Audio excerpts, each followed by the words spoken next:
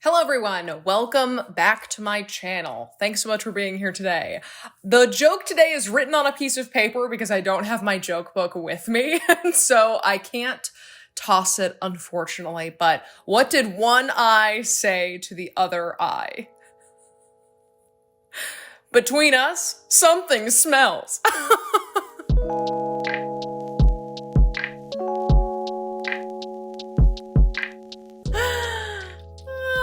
I thought that was funny. I looked through a list of jokes and that was the best one I could find, and I honestly think it's a pretty good one. So anyway, hello everyone. Welcome back to my channel. Thanks again so much for being here today. Today's video is going to be my February wrap up, which I'm really excited about because I've read some really great books. But I will just say that I'm really excited to read in March, and I'm going to do a March TBR video because there are a few books that just sound so good that I'm really excited to read, and like none really come to mind specifically, but there are some books in March that I'm excited to read. So look out for that March TBR. But until then, let us begin on this February wrap up, which again, I'm really excited about. So we're going to start with, okay, this is where things get weird because I have like 4 books that I could talk about that were for school, because I did have to read a bunch for school in February, but they're like, okay, so it's for this class that's basically like tracking the rise of the novel in the 18th century. And so these books that I read were technically novels, but they're more like 25 to 50 pages, right? So I don't know, like, not that they don't count as reading, they obviously do, but just like, do I need to talk about them in my wrap-ups? I don't know, so I'm not going to in this video, but just know that I did read a few books for that 18th century class. They were not new favorites of mine. They're not like classics that I would recommend. I'm just reading them, and I usually read them like the night before because of how short they are. So it's not like these like really long texts that I feel like I really got to know really well. They're just things that I had to read for school. So let me know if maybe like I should go over that like in a reading vlog and just kind of be like, here's what I've been reading for this class. I don't know. Let me know. But the first full, like actual full-length novel that I finished in February was, let me find it, folks. Come on, should have been prepared. Know My Name by Chanel Miller. Dear Heavenly Days, was this a spectacular memoir? It is a memoir by Chanel Miller, who was Jane Doe in the Stanford sexual assault case.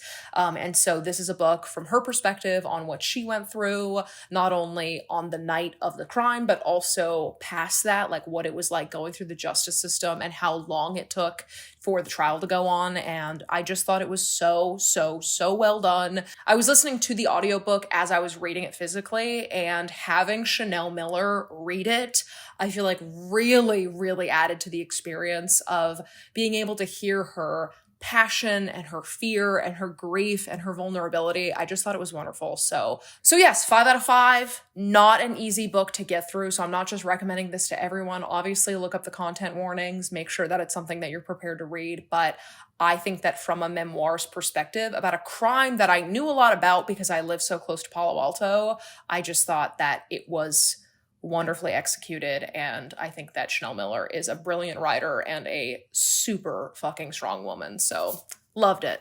All right, next up I read Ties That Tether, which I talked about in my Valentine's Day reading vlog, so I just posted that video like last week, so if you want to see a more in-depth reaction and everything, you can go watch that reading vlog, but I don't know what that was. So I already talked about it, but to just give you a brief overview, I gave this a 3 out of 5. I think that the story and the plot points were really strong, but overall it was really cheesy. And I think maybe part of that was the narrator and how she made the characters come to life, but it just felt a little too too sticky sweet, you know what I mean? Whereas like the content was more serious and really valuable, and I really liked where the story was going. The like cheesy moments would kind of take away from that seriousness. So I do think it's a really valuable read, and I do recommend it. It's just really sweet. So yeah, 3 out of 5 for Ties That Tether. The next book that I read that I also talked about in my Valentine's Day vlog again was The Right Swipe. And I gave this one a 3 out of 5 as well for kind of different reasons. So like if Ties That Tether was too cheesy, I didn't feel like this one was too cheesy. It was just a fun read. And it's not one that like is gonna go down in history as like my favorite new romance, but it had really good steamy moments. It had a really good romance. And I really liked like the discussion around dating apps and like, I don't know, there were serious topics explored, absolutely. But it just like overall, it was just like a fun, flirty romance that I read. So yeah, that's The Right Swipe. I also think the audiobook is excellent. So the performances were really great, especially the guy's voice. Super, super good. So highly recommend, especially if you're in a reading slump. I feel like this one will be the one to get you out of it. There's like drama and there's sweetness and there's steaminess and it's just fun to me. So there we go. The next book I read was Honey Girl, which I gave a 4 out of 5. This is an excellent fucking book, my friends. Oh my God. And I also talked about this in that Valentine's Reading Romance vlog thing that I posted a few weeks ago. Anyway, it's in that video. So one of the reasons why I really loved this book is that it's not what I expected in a great, fantastic, best way, right? So like at first you're kind of like, oh, it's about this girl that goes to Vegas and she gets drunk and she gets married. And then, whoa, it's like so silly and you have to figure out what happened. But instead it's like so much more serious about it. I'd actually say there is a romance in it, but it's more about self-love and acceptance and mental health and privilege and race and higher education and getting your PhD and having just like parents that you don't feel like are proud of you in any way. It was just like, there were so many layers to this book and I just thought it was so strong and so good.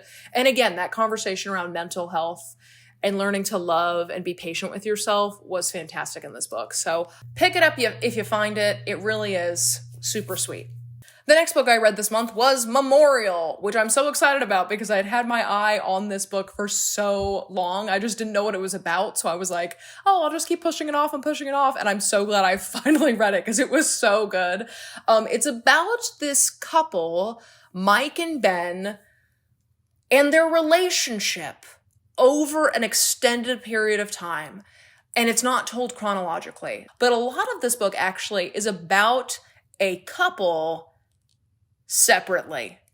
You know what I mean? It's not like the sole focus of this book is not actually on their relationship. It's more how their relationship is like the anchor in the book and how each one of them goes and leads very separate lives. I don't know if that makes sense at all, but if you've read it, maybe you understand what I'm saying. I don't know if this is even making sense how I'm describing this, but it's just, you're learning about a couple separately. And that's what I have to say. So I thought it was great. I thought the writing was really, really strong and I really enjoyed each chapter. I mean, I feel like when a narrative is kind of split off in two, you kind of favor one of the stories more than the other. So you start with one of the characters and I was like, oh, obviously like, cause I started with him, I'm gonna like him more. But then actually when it switches narratives, I was like, oh no, you're like a totally different person with a totally different story. And I am just as invested in your half of the book as I am in the first half of the book. So I really, really liked it. I thought it was awesome and I thought that the writing was really strong. So highly recommend. All right, the next book I read is an interesting one because I feel like it counts as a full book, even though I only read the first volume out of 2. Is that making sense? No? Well, that's because I haven't showed you the book, and that is Don Quixote. I mean, here's the deal. Volume 1 of Don Quixote was published and like lived in the world. And then 10 years later is when Cervantes went and wrote the second volume of Don Quixote. And I don't think he even planned to do it. So I've read volume 1 and it was wonderful and hilarious and so valuable to like, just like the world of literature. But I haven't read volume 2 and I still think that counts, because there was a time when these were published separately. So I've only read half of this copy of this book, but I think volume 1 counts. So I'm gonna count it because volume 1 was assigned to me for class and volume 2 was not. So I don't know when I'm gonna get to volume 2, but it's hilarious and I feel like it's really easy to read. Like, it's not the most fun thing I've ever read, so don't think that it's gonna be like this hilarious book from front to back, but it is genuinely the funniest book I've read. I was laughing out loud so much, and the writing, you know, the writing is older but not inaccessible. I thought like I could totally understand what was going on. The only thing that I lacked was historical context because Cervantes was writing about authors and events that are from like centuries ago that I have no knowledge about. So anyway, I think that it's great. And I had such a fun time reading volume 1 and we had great discussions in class. So there you go. The next book I read was Grown, and this is for my book club's February pick. We are doing our live show next weekend. I don't know what weekend that is now that I'm sitting here talking to you. It's like March 5th or 6th or something. 7th or 8th. I don't know. It's happening like next weekend. But in any case, we read Grown this month for the late night book club. And I don't want to say anything actually at all because we're going to do that live show and I don't want there to be like a spoiler on how I felt about it. But here's what I'll say. I got some negative opinions in my DMs, and I don't agree with those negative opinions. So do with that what you will. Let's talk about it more next weekend, my friends. All right, and the last book that I read in February was On Earth We're Briefly Gorgeous. Dear heavens above, I don't know if I've ever read writing so beautiful and so torturous. I don't even know if that's a word, but holy hell, it's like so raw and painful and so poetic in a way that I have never read before. I was like actually dazed by how beautiful this writing was. This one has so many tough discussions around addiction and being a Vietnamese immigrant in America and PTSD and just so much.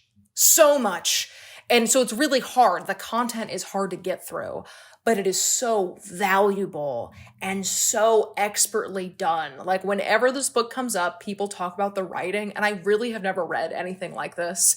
Every sentence felt like it was flipping into the next one, if that makes sense. If you've read it, maybe you understand what I mean. But like each sentence would play off the last and then play into the next. And it was like things that came up a few paragraphs before would then have like, you know, a concept that came up like at the beginning of the chapter would then have like a final line at the end of the chapter after you had already moved on from that concept. And then when it would like kind of hit you at the end of the chapter. Do you know what I'm saying? Like it was just so good. It felt like magic, to be honest. So if you've seen this kind of flitting around on BookTube or BookTok or Bookstagram, and you've been interested, this is your sign to pause the video and go purchase this book immediately because I think it is just wonderfully done. And the audiobook is narrated by the author, which is like my favorite thing in the world. So highly recommend this one. Thank you to Ale and Elias for recommending this so highly because you were absolutely right. I can't even tell you how right you were. It was phenomenal. Anyway, my friends, that is the end of this video. Let me know what your best or worst book of February was. I love a good rant or rave, depends on what you're feeling. So let me know down in the comments, and also be ready for that March TBR because we do have some very exciting ones on that TBR, and I'm excited to share it with you. So anyway, my friends, that's the end of it. I hope this video was fun, and I hope to see you in the next one. Bye!